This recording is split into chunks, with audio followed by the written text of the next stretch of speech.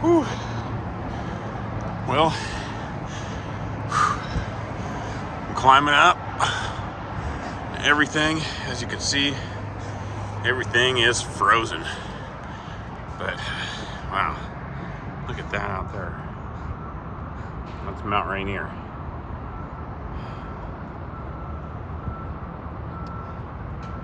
Because the decks are frozen, everything's frozen, we're gonna have to see about the old man right there. But let's get up here.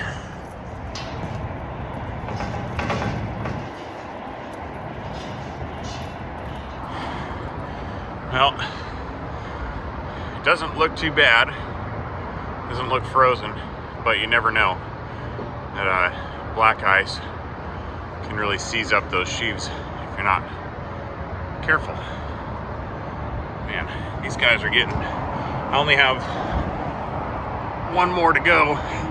These guys are getting close to me, but we only have one more deck to go. Let's do this.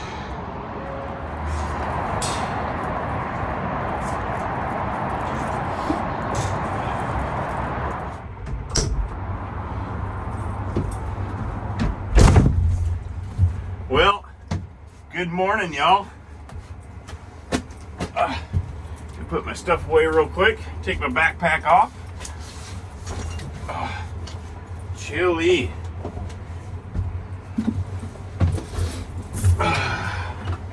Well, good morning, y'all. I'm Dusty. This is Fox Holler Homestead, and you're actually watching. Let me move this camera. Tower Crane Tuesday. So, as you can see, everything is pretty frozen. It's not super cold. It's not like 150 below zero or something. It's 28 degrees, but it's enough to freeze everything, leave a nice little coating of frost on the ground, and especially being that it's clear sky out. But what we're gonna do today, something very simple. It's not going to take a whole lot of time to talk about. We're going to talk about the old man. Now, in concerns to cranes, especially tower cranes in the morning, something that's been sitting here all night, out in the elements. One of the things that I do when I put the crane to bed at night is I trolley all the way in, and I will hoist up, but I'll leave myself enough room to where I can hoist up to my limit. So I'll probably leave about 3 to 5 feet in between the limit, which is the top, the highest that it can go, up to the jib, and the top of the old man. So the reasoning for this, and before I get started, as you can see, I changed. This is actually like an hour or so later. I ended up getting calls, had to go to work. But I'm on a break right now. Again, the reason why I do this is because the hoist drum in the rear on the counter jib holds a lot of tension.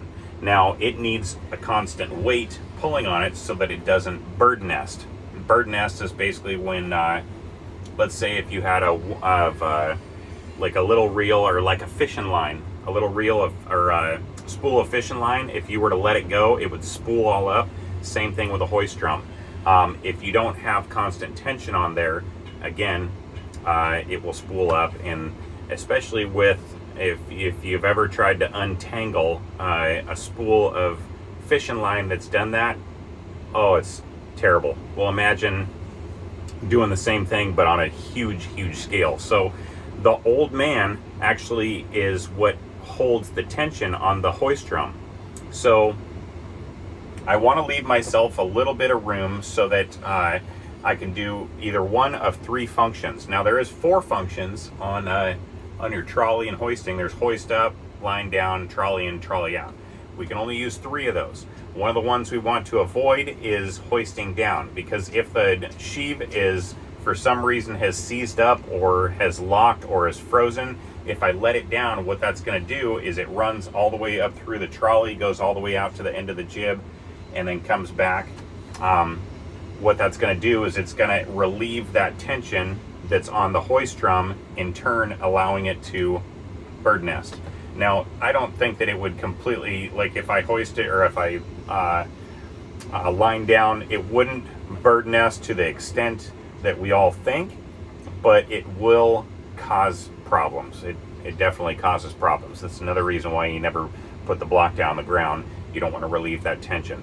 So again, there's 3 of 4 functions that we can use, and let's check this out real quick. So again, I've already hoisted up. This is actually like an hour or so later, but let's say, for example, I came in first thing in the morning, and I don't know whether the sheave inside the block is frozen. One thing that I can do is I can trolley out, just like that. That will relieve that, or it will show me without releasing the tension on the hoist drum. I can do that movement. I can also trolley in, and like I had explained earlier, the reason why I don't bring the block all the way up to its limit is because I want to leave a little bit of room in there so that I can hoist up. Now, if I hoist up instead of lining down, what I can do is keep that tension on there, which will help me break any kind of frozen block or seize if possible. So that's pretty much that. So I hope that I really hope that made sense. I tried to explain it as easy as possible. I know that a lot of times people won't even think of stuff like that, but there's when it comes to cranes, there's so many little quirks and little things that you need to remember. There's so many different moving parts. There's so many different facets of a crane itself that constantly need to be gone over or thought or pre-thought, or I mean, you're always thinking, 10 steps ahead. So anyway, I'm Dusty. This is Fox Holler Homestead. You're watching Tower Crane Tuesday. I got nothing but love for each one of you, all of you, and your families out there, and I hope that you have a blessed day and a blessed week. And until next time, thank you so much. Please hit that thumbs up, and we'll talk to you soon. Bye-bye.